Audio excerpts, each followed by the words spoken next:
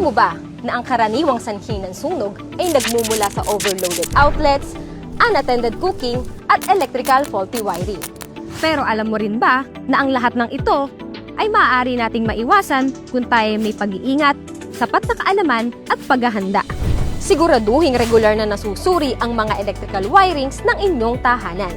Kapag nagluluto, huwag itong iiwanan. Tiyakin nakapatay ang inyong kalan at LPG tank pagkatapos itong gamitin. Siguraduhin na isasagawa ang edit or exit drill in the home sa inyong mga tahanan upang maging pamilyar ang bawat miyembro ng pamilya kung saan ang daan patungo sa evacuation area sa sandaling magkaroon ng sunog o anumang sakuna. At sa oras ng sunog o anumang sakuna, agad itong itawag sa pinakamalapit na first station sa inyong lugar o i-dial ang 911.